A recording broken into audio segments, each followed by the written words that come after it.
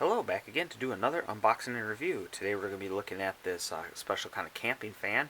It's a 3-in-1 type setup in that it's not only a fan, it also serves as a big power bank so you can recharge your smartphone or other gadgets you may have with you. And on top of that, it's also like a camping slash job site light too. So it serves as like a lantern. And it's supposed to be pretty bright as well. So, alright, so where does this come from? This comes from a company called coldSky. Alright, let's go ahead and take a look around the packaging and see all this. Alright, so the capacity on this thing is supposed to be, what is that, 20,000 milliamp hours, so pretty large. It's good. As far as the fan, you're going to get super strong wind force, as it says, supposedly because it has dual fan blades. I'm guessing they're coaxial, so one's probably right behind the other. Pretty nifty. And so then apparently it's 7-inch in diameter. I'm assuming that's the fan blades is 7 inches. We'll measure it later. And what else do we have here? Okay, turn around to this side. It gives you some of the highlighted features here.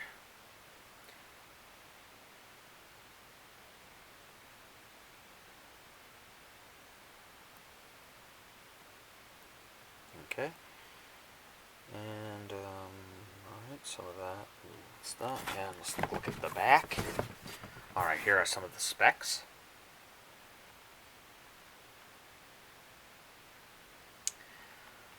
Alright, warning.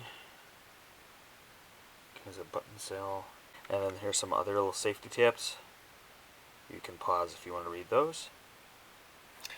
Okay, turn to this side.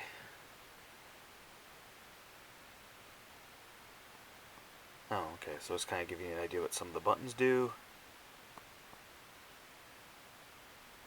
Alright, of course we'll test all that in a bit. Alright. Alright, so overall impressions of the packaging. Well, it got here. The item seems to be pretty well protected. As far as the way it looks, I do like the fact that it has so much written on the box, like the specs and those feature icons that we looked at a little bit earlier. And so yeah, that's good. Now the art, for the most part, again, that could be subjective. Although I'd say on the more objective side, going with this kind of, what should we call it? Late 80s, early 90s futurism, kind of like the font and all these kind of like wire diagram type looking things. It's cool, but it does make it kind of hard to see this item from a distance. So should you have it on a shelf at your store, we know what it is, so you can kind of. But if you didn't know and you saw this from a bit away, you'd be like, "What is that?" You know, it doesn't stand out because again, it's so wire diagramish. Perhaps a picture of the actual item would probably be a little more eye-catching, but it's not bad. I kind of like the aesthetic, but again, there is that hard to see from a distance element to it too. But okay, so let's go ahead and get to the unboxing. Alright, so I took it out of the box. The box didn't have any seal or anything, just a little flap that you fold out and then open the box. So what came out first is this guy here. I haven't actually looked at any of this yet, so we'll look at it together. Alright, so here we go. Oh. Okay, cool little, I guess, instruction book here. A unique shape. Oh, I get it. The shape matches the shape of the fan itself, so that's kind of cool. Alright, so yeah, let's look at this quick. Got some product specifications and whatnot. Alright. Oh, and then, okay, what each button does. And then there's the remote and the controls, so that's pretty cool. Okay. It did come with this charging cable. It is USB-A to USB Type-C. Right. And then the actual fan itself, as you can see, it came in a plastic bag. There's a little tape at the bottom holding the bag shut. I've taped it already. There we go. Okay, so there it is. We have like a, wow. They want us to read this before we touch any buttons. Alright, so yeah, it's saying here to ensure that, well, we can read it. To ensure the battery is in optimal condition, it is suggested to fully charge the device after first use. Okay, and I'll have to read here, and charge it regularly if not used for a long time. Okay. Odd, because usually you fully charge it before you use it for the first time. You charge it all the way up and then use it. So I'm not sure if that after right there is a typo or not. I'll look and read the manual. Maybe they'll tell me again or something. So anyway, let's continue on from. Okay, so you can see the dual blades there. One, okay, so that one there is in the front. And then you can see there's one in the back, so there's not a lot of space in between the blades because they're kind of, I guess, offset from one another. So, alright, hope I guess generates more wind. And then our lamps are they're on the perimeter of the grill, which I guess that makes good sense, right? Have the space, might as well use it. Down here, I'll take these off and then we'll look at the controls. As far as it turning, I can turn it a little by hand. I don't want to turn it too much because I don't know, some of these it needs to turn on its own, or you might mess with the gears or not in there. But it does seem, even without it powered on, that you can position it, and it seems to stay in position. This here. Alright, I'll look into if I can tip it back up and down. I'm pretty sure I can, but I'll read the instructions first. Alright, I can tell you right now this thing is not light. It does have some heft to it, so hopefully that means it has a nice big battery in there. And I guess it also makes it quite stable when it's on the ground. Alright, so then we have some of the specs on the back there. There's that model number. Okay. Oh, you can kind of see the blades from this angle too. So you can see them there. Okay. And down the back. Okay, let's see where you plug things in. Put this down. I believe there's a hook on the bottom too. There it is. So there's the hook on the bottom. So this should come out.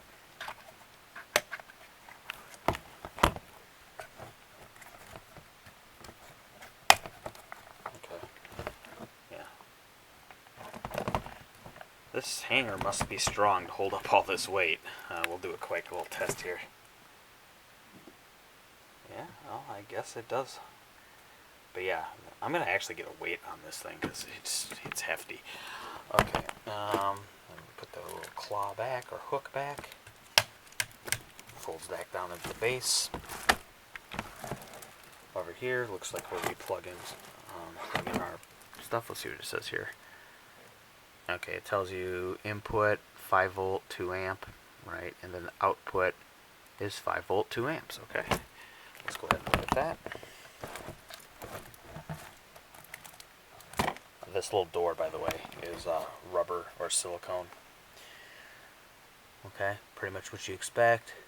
Type C input, USB A female, going out towards whatever device you want to charge.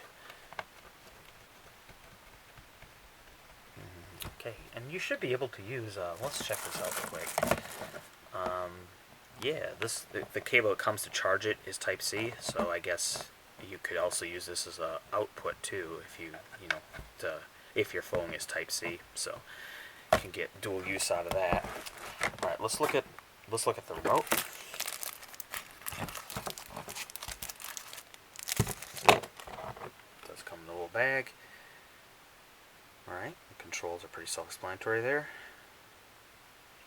Swing, that must be the rotation. And it does come with a battery blocker right there, so the battery shouldn't have discharged in the time it's been in its box. That's always a good thing to get. And yeah, we saw what the button battery it takes. I think that was on the back of the box. It listed the battery size. And in case, it's right here too. So CR2025 if you need to get a new battery. And it looks like the battery comes out on a tray. Pinch to open it up, pull out the tray, replace the battery, push it back in. So cool. So we get a little remote as well. Okay, I'm gonna go get a weight on this thing. Alright, so I got the weight. It was 2 pounds 14.2 ounces. Alright, also, I went ahead and turned this little knob by accident. Alright, so I took off those these guys here, Anyway, so this is what we have underneath. The rotary dial, as I found out, is also your on-off button. So if you turn it anything of beyond off, it actually starts to turn on. And when I did that, it came up to 75% charge. So they shipped it with 75% charge. And yeah, I haven't used any of these other buttons yet. But before I use it anymore, I'm going to go ahead and actually charge it up all the way. And in case I didn't mention it earlier, on the bottom it does have, there we go, on the bottom it does have these little felt type shoes, so it doesn't squeak or scratch up the surface of your desk or whatever. Okay, so I'm going to go charge it now. Alright, so a couple more things I noticed after reading the instructions and whatnot. So we'll start with the fan blades. I showed these before, but actually they are, something to note is that they're different from one another. So the front one is, I don't know if it's coming up on camera, but the front one is like a 5-pedal design and smaller, as where the one in the back, you can see that easier here. The one in the back is not only larger, but it's a 3-pedal design. So also, talking about the blades, according to the instructions, it's more than just 2 blades, but rather there's 2 motors. So one for each. Alright, that's one thing. The other, as far as how it, the fan turns, side to side, as you guess, is done with the fan itself. It can do that. However, if you want to pitch it up or down, you do that manually. And you can see there are distinct steps where it just stops, and then you can leave it there. And each one has a definite click, or not so much a click audible, but you can feel it where it has a stop, and you can see that. So that, and then the other is in the back. There's actually a little hidden compartment for the remote, so you can put the remote in there. Alright, so I decided to test the stated capacity of this coldSky fan. Now remember, it said that it had a capacity of 20,000 milliamp hours. And in order to test that, I decided to use it as a power bank to charge up some of my devices. So I grabbed out my LG V20, and I know that's an older smartphone, but keep in mind that that phone had user replaceable batteries, so I went ahead and put a new battery from the package straight into the phone. That battery has a capacity of 3,200 milliamp hours there. So the phone started with only 7% charge, so that was at 11:13 p.m. It got to 100% at 12:41 a.m., and therefore it charged that phone with 2,976 milliamp hours that was supplied to the phone. And then if you do there using the time, you can see that it charged at a rate of, there you go, 2,024.5, we'll say, milliamp hours per hour. So that's the charging rate, at least going into that phone. But now, more importantly, we're concerned about the actual capacity of the fan, right? So let's think. The fan, I had started with the fan being fully charged. When it was fully charged, of course, the fan displayed those 4 lights, which again, 4 lights means 100% charged, right?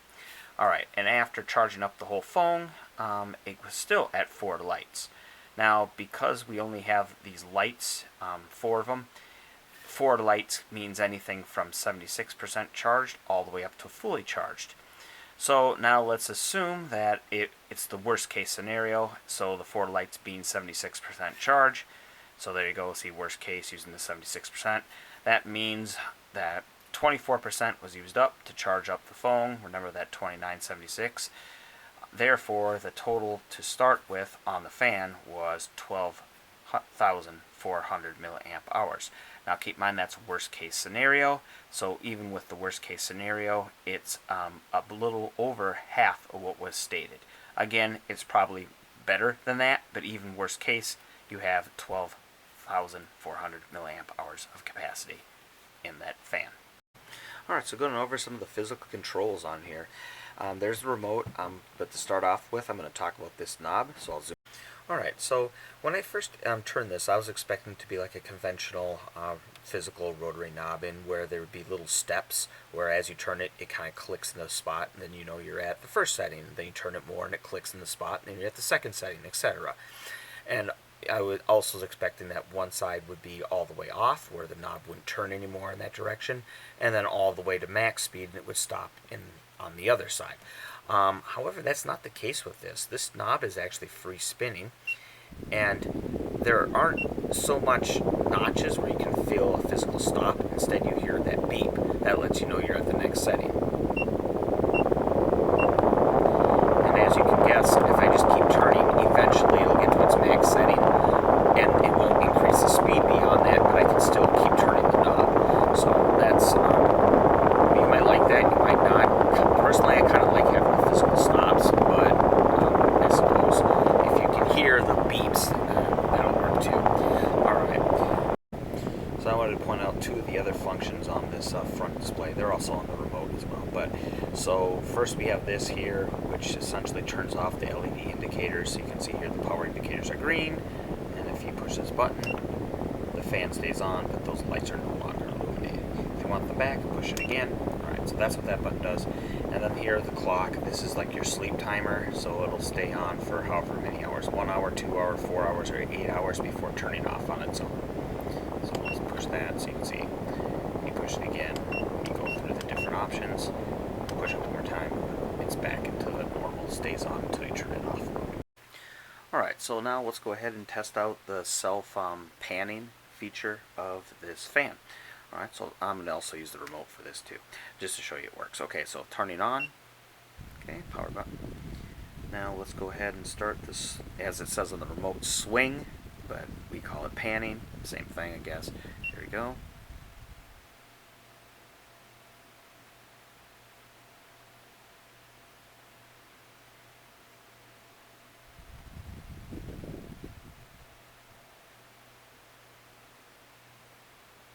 So you'll notice it's really quiet as far as the turning. You don't hear ratcheting or whining gears or anything like that. So impressed about that. Let's see if I push the swing again.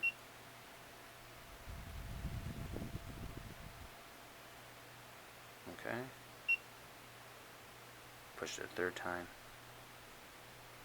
Okay. So apparently you can stop it at different parts in its little journey, side to side. If I push swing again, it should start moving. Let's see if I can get to stop right in the middle. Interesting. So the second push doesn't stop it right away. We'll see if it stops in the middle or what the deal is. Okay.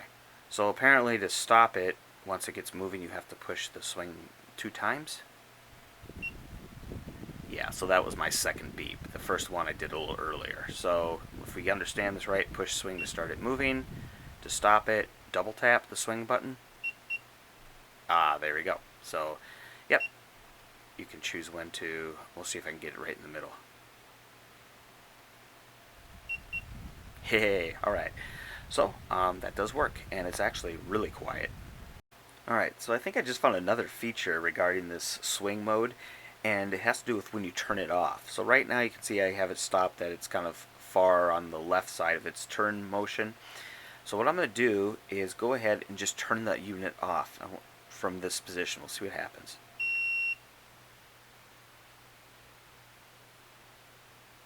Now that is cool. It returns to home on its own. Impressive. Alright, so now it's time to figure out just how powerful this fan is, and by that I mean how well it moves air. So to take a measurement of that, I have this tool here. In case you haven't seen one of these before, this is a wind speed meter. It essentially works by wind coming in this side. It spins that fan as it goes through the back, and then this goes and does its computer wizardry, and it tells you in a readout here just how fast the wind's moving. There are multiple units of measure. I'm going to go with miles per hour as far as our readings go.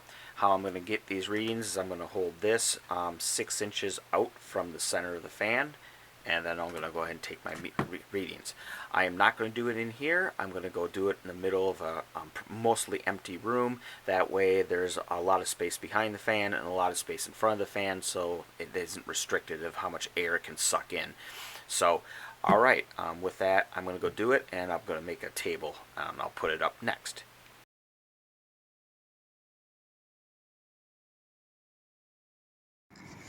Alright, so outside, I'm going to test the light on this coldSky fan. So, well, I should say lights. Anyway, so right now I have the phone which you're seeing the video from, I have HDR off and Scene Optimizer off. So this is about as close as you're going to get to what it looks like to be out here at this time with the amount of light. There is some light there from that building, so just so the phone has something to look at before we do the change here. All right, so, okay, with that being said, so here's the first light setting.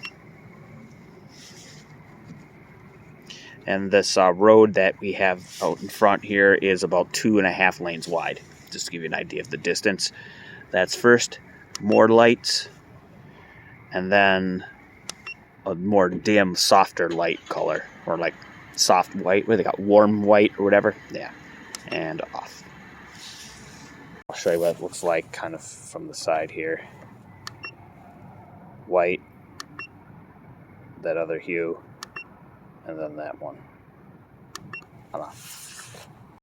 Alright, so we're getting to the end of this review here. I just want to go over a quick disclaimer and then we'll get into the conclusion. So, the disclaimer. It is regarding my use of this item, and that is to say I've only used this item for as long as it took to make this review. I have not, as of yet, been able to take this out into a tent on a super hot day and see if this can keep me cool. So, in order to see if it works or not, we'll just have to go with the tests I've done, and hopefully that gives you enough information to make your purchasing decision. Alright, now as far as the build quality, it seems that it's well made. It's performed without a hiccup so far, and I think it'll hold up, but in the case it doesn't and it should fall apart or something in the near future, I will leave a comment below notifying you all of such. Alright, so now let's get to the conclusion. Would I recommend this item? Yes. I mean, it does 3 things. It does well. Power station seems to have more than enough power for how much you're carrying as far as weight. It gets a good amount of battery backup. The fan, it blows really well. Remember, this is not a plug-in fan. This is a fan you can take anywhere. Can you find a fan around the side that blows more air? Sure, but do you have to plug that fan in? This one, you don't. So, there's that. And then, of course, the light, you saw, it dumps out a lot of light. And so it works well as a floodlight. And it even turns side to side, so you can use it kind of like a searchlight or whatever, you know, that goes side to side. So if you want to monitor an area in front of your camp, you can use it as that. So yes, it does 3 things, and it all seems to do them all well, so I think it's a good deal. And the size is, it's not super tiny, but at the same time it's not so big that you really can't carry it with you. So I think it's a good investment for the 3 things it does.